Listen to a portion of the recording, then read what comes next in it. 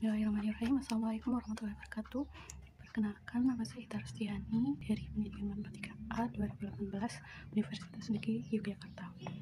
Di sini saya akan menyampaikan terkait karya ilmiah yang berjudul Pengaruh Dominasi Penggunaan Otak Kanan dan Otak Kiri terhadap Hasil Belajar Matematika.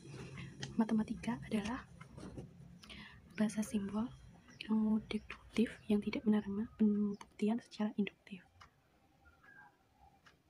Ilmu tentang pola, keteraturan, dan struktur yang terorganisasi, mulai dari unsur yang tidak didefinisikan ke unsur yang didefinisikan ke aksioma atau postulat, dan akhirnya ke dalil.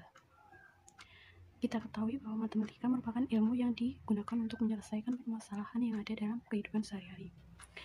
Menurut Gaffney, hasil belajar matematika adalah kemampuan-kemampuan yang dimiliki siswa setelah ia menerima pengalaman belajar matematikanya, atau dapat dikatakan bahwa hasil belajar matematika adalah perubahan tingkah laku dalam diri siswa yang diamati dan diukur dalam bentuk perubahan pengetahuan, tingkah laku, sikap, dan keterampilan setelah mempelajari matematika.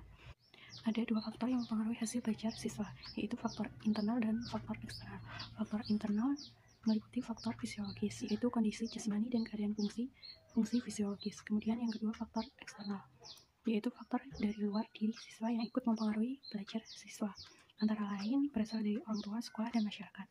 Kemudian otak manusia adalah massa protoplasma yang paling kompleks yang akan dikenal di alam semesta ini. Inilah satu-satunya organ yang sangat berkembang sehingga ia dapat mempelajari dirinya sendiri. Otak mempunyai 3 bagian dasar, yaitu batang atau otak reptil, sistem limbik atau otak mamalia, dan neokorteks. Kemudian otak kanan. Cara berpikir otak kanan bersifat acak, tidak teratur, intuitif, dan holistik. Cara berpikirnya sesuai dengan cara-cara untuk mengetahui yang bersifat non-verbal, seperti perasaan dan emosi, kesadaran yang berkenaan dengan perasaan, kesadaran spasial, pengenalan bentuk dan pola, musik, seni, kepekaan warna, kreativitas, dan visualisasi. Kemudian otak kiri, proses berpikir otak kiri bersifat logis, sekuensial, linear, dan rasional. Sisi ini sangat teratur walaupun berdasarkan realitas yang mampu melakukan penafsiran abstrak dan simbolis. Cara berpikirnya sesuai untuk tugas-tugas teratur, ekspresi verbal, menulis, membaca, asosiasi auditorial, menempatkan detail dan fakta, fonetik, serta simbolisme. Kemudian karakteristik perilaku siswa dominan otak kanan dalam pembelajaran, yaitu menginginkan materi pelajaran disertai ilustrasi visual seperti gambar-gambar. Kemudian diberikan tahapan inti atau urutan umum saja sudah paham. Kemudian tanpa terlalu detail menghubungkan materi pelajaran di kelas terhadap kehidupan umum sehari-hari. Kemudian karakteristik perilaku siswa dominasi otak kiri, akan memproses berbagai macam informasi yang ada, kemudian memprosesnya dan mencari garis lurus dari informasi yang diberikan.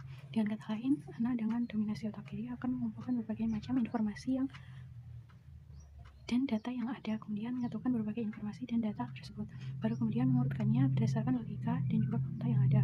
Dari runutan informasi yang telah dibuat itulah siswa akan membuat sebuah kesimpulan sendiri, sehingga memahami berbagai macam data dan informasi yang didapat sebelumnya. Jadi setiap siswa memiliki dominasi otak yang berbeda, yakni siswa yang berproses berpikirnya dominasi menggunakan otak kanan dan siswa yang berpikir menggunakan otak kiri. Sehingga sebaiknya guru dapat mengajarkan matematika dengan menggunakan alat peraga, simbol, warna, dan gambar yang dipadukan dengan rumus dalam pembelajaran matematika agar dapat menyeimbangkan dan memaksimalkan kecerdasan siswa yang proses belajarnya dominasi menggunakan otak kanan dan siswa yang proses belajarnya dominasi menggunakan otak kiri. Sekian, terima kasih. Wassalamualaikum warahmatullahi wabarakatuh.